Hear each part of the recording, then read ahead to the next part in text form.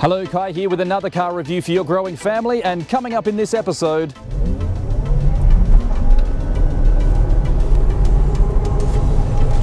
just feels like a train.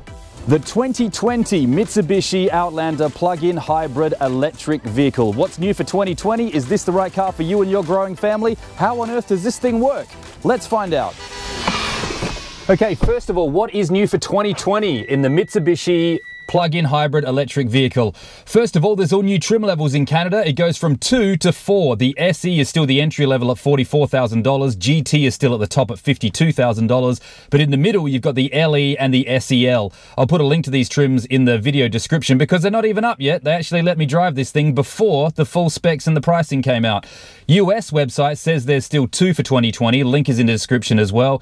But the US starts at $36,000 and the GT is $41,500. Nice upgrade inside. The next generation smartphone link display is standard. The screen gets bigger from 7 to 8 inches. Apple CarPlay and Android Auto is standard. That area where the screen and the tactile buttons for the climate control has been redesigned. It's nice and clean and it's nicely integrated. Driver's seat gets power lumbar support. Rear passenger seats have been redesigned for extra comfort. The GT level has a new in-house Mitsubishi power sound system which replaces the Rockford Fosgate system, and there's some luxurious quilted leather appointed seats which feel lovely as well. It looks like US and Canada have a difference in what level trim gets forward collision mitigation and lane departure warning. All of them it looks like in the US, but not so in Canada, so there's other differences too, so be sure to check what you want based on your location. If you are checking out the Outlander, you are interested in what kind of mileage, what kind of range it gets, and how on earth do you charge the thing?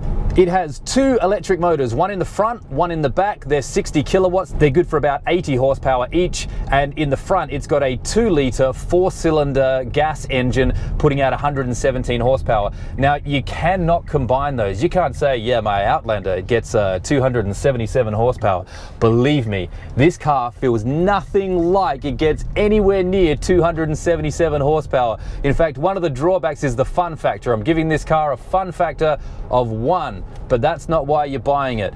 So how far will this car get you? It'll get you around 22 miles or 35 kilometers purely on electric power. That's not far, but if you're just zipping around town, it's like a 35 kilometer round commute, or if it's closer to 35 and you've got somewhere to charge it when you're at work, you could virtually go an entire week without using any gas whatsoever. And then when you do want to use gas, the range obviously increases. So it goes to total about 310 miles, which is just under 500 kilometers. Now, if you look at the Toyota RAV4 Hybrid, not a plug-in, so it can't go purely on electric power, the range of that is about 530 miles or just over 900 kilometers, which is nearly double, but it cannot go purely on electric power in and around town. So the gas mileage you're going to get on this is about 3.2 litres per 100 kilometres. Exceptional gas mileage, which is about 74 miles per gallon. Now, this is the highest selling plug-in hybrid electric vehicle in the entire world. And that's largely because, I mean, they've had almost a monopoly on the market for a long time. They got a good jump start and they made some good inroads. They've sold over 200,000 of them, but the competition is coming like a freight train. There's been a whole host being announced, including, which will be a close competitor, RAV4 plug-in hybrid electric vehicle due about 2021. They've currently got the hybrid, which is similar starting point, but that can't go purely on electric power. There's also the Volvo XC60, which is obviously more of a premium brand, so you're going to spend a lot more if you're buying the Volvo. So there are 3 drive modes that the engine will select automatically for you. There is electric, obviously, and then there is series hybrid mode, so that will go engine to support the battery and then get to the wheels. And then you also have parallel hybrid mode, which will go engine to wheels, but also engine to support the battery and then to the wheels as well. That's kind of like a last resort to give you the most power. This car also has a single speed transmission, so when you do hear that engine come in, it reiterates the 1 out of 10 in the fun factor. It kind of draws out and whines like, I don't know, a toddler asking for fishy crackers for the 17th time when you've already said no 22 times. It doesn't sound fantastic, but that's not why you're buying this car. All right, so you've bought it. How on earth do you charge it? I'm going to break this up into two sections. One, when you're parked up and stationary, and two, when you're on the go. So when you are parked up and stationary, this car can be charged in a regular 120 volt power outlet. They give you an adapter, it's stored in the trunk there. Grab that out, pop it in with an extension cord if you need to, and away you go. That is also the slowest way to charge the car, so that's best for if you're parking it up at night. Just plug it in, leave it there overnight, you should be good to go by the time you come back in the morning. It's also got two settings on there, so if you have a dedicated circuit on your circuit breaker for this car, you can press the button and pop it up to 12 amps. That'll go quicker. But if you're sharing that circuit with other stuff, you can just put it down to the 8 amps, and that'll just be the slowest way to charge it. Level 2 is 240 volts. So you know when you're out and about and you see those charging stations, they are usually 240 volts, and that will charge the car in around 3.5 hours. So yeah, if you are at work for the whole day, come back, no problems, battery fully charged up and away you go. Level 3, this is currently the only plug-in electric hybrid vehicle in the world that has DC charging capabilities, and that will charge the battery 80% in about 30 minutes. So if you're just going to lunch with a friend, plug it in on DC, come back, 100% charge, boom, away you go, lightning fast.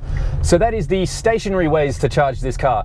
What about charging when you're on the go? Because it's actually really efficient. I've been using it a lot this week, and there's a couple of ways to do it.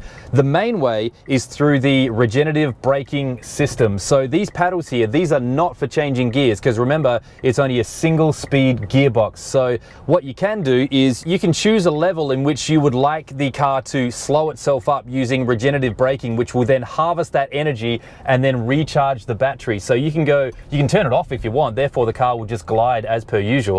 Or you can go up to 1, 2, 3, 4, or level 5. Now, level 5 will actually pull the car up quite significantly when you lift your foot off the accelerator. So it won't come to a full stop. It won't, fully throw you out of your seat, but it will come up quite quickly and use that power and put it back to the battery.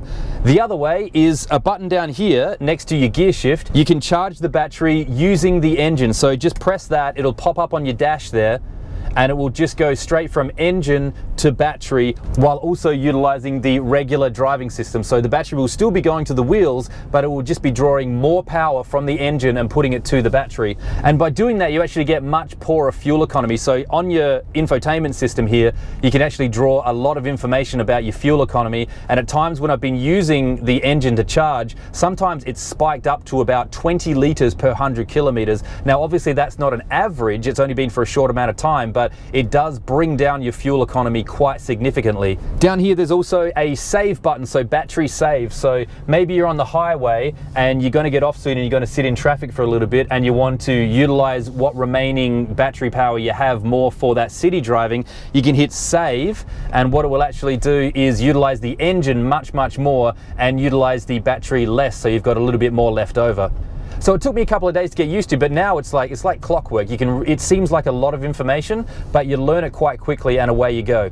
All right, what about the famous standardized family wheels testing? Is this car good enough for a growing family? Well, you don't have to worry about things like interior size and comfort. So the standardized test of the rear-facing kid seat, it passes no problem. The passenger up the front has plenty of room, and also the trunk test as well. So the stroller, soccer ball, 2 bags of groceries, diaper bag, and the camera bag passes with flying colors, plenty of cargo space. The plug-in hybrid electric vehicle does not have third row seating. If you want that in the Outlander, you're going to have to go for the non-hybrid version. And the reason is because they had to put one of the electric motors in the back, and you've got a smaller gas tank, so you lose out on a bit of space and you don't have that third row. But you do have the molds for the cup holders. They didn't bother taking that out. It's still there if you want to, put a coffee cup back there and forget about it for a couple of months. This car also has Mitsubishi's famous super all-wheel control, but it's a little bit different because you've got the electric motor in the back. It doesn't actually have a drive shaft, so it kind of simulates the super all-wheel control. So previously, the super all-wheel control, as always, is down here. In other ones that have the drive shaft, you have gravel and snow and then normal as your options. This one just has the 2 options, so it has normal and then it has twin motor 4-wheel drive lock. So it still has some decent 4-wheel drive capabilities, but I can't imagine it's got the same capabilities as something that you're going to be able to totally lock in. By the way, this car also has a towing capacity, which is very rare for a plug-in hybrid electric vehicle. It has a towing capacity of 1,500 pounds, which is pretty handy. Let's have a look at the interior. There's a few pros and cons. It's kind of like on the new GT trim for 2020, they've made it a little bit more luxurious, so the seats are really nice. It's got some nice leather and everything, and even on the door trims there's some nice leather, but then it's sort of sitting next to some plasticky stuff, so it's kind of like one nice thing sitting next to something that is slightly cheaper. But I did drive the Eclipse Cross from Mitsubishi not long ago, and I much prefer this interior. It's quite spacious, it's uncluttered, it's quite simple, and it works well. Mitsubishi does have a tendency to use some older school buttons, like your heated seat buttons down here, and also your heated steering wheel button, which the GT gets. By the way, heated steering wheel doesn't go up the top here, it's just in this little section here. So if you like to go like that in the cold, that's not going to be warm. It's only going to be warm just here. But those chunkier buttons down the bottom, a little bit old school. Climate control is all here. It's all the tactile buttons, which is nice. The infotainment system, this one actually looks pretty good. It's better than what was in the Eclipse Cross. I like the size of this screen.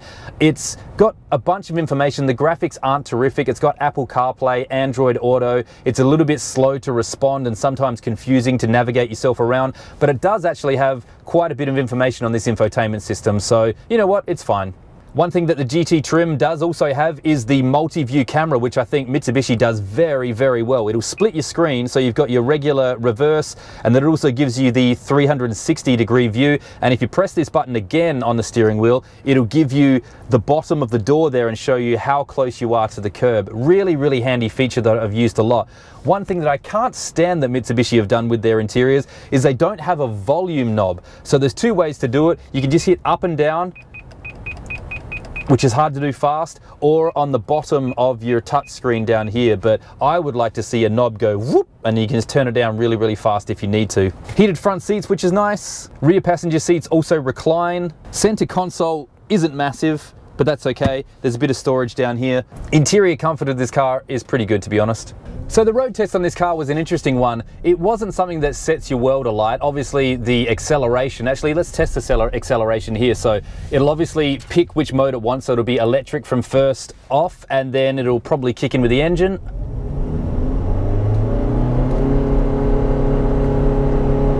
This just sounds awful.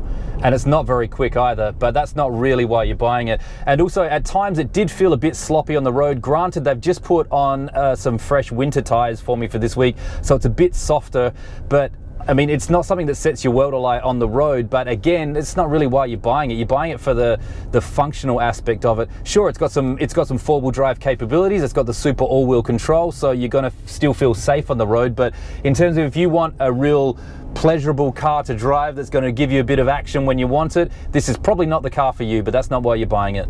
Let's just test that again, but purely in electric mode. So down here you got your EV button, press that. The engine is not going to kick in. This is purely in electric mode, and I'll floor it and see how we go.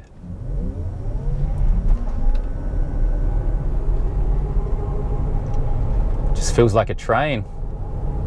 It's quiet. It's smooth, the power delivery, but you know, it's not going to throw you back in this seat. So there you have it, the 2020 Mitsubishi Outlander plug-in hybrid electric vehicle. It's got lots of things to impress, a couple of things that might let you down, but hopefully this review was useful for you. If it was, give it a like and subscribe to Family Wheels right up here so you can catch all of our reviews when they come out every single week. Until next time, from Family Wheels, I'm Kai.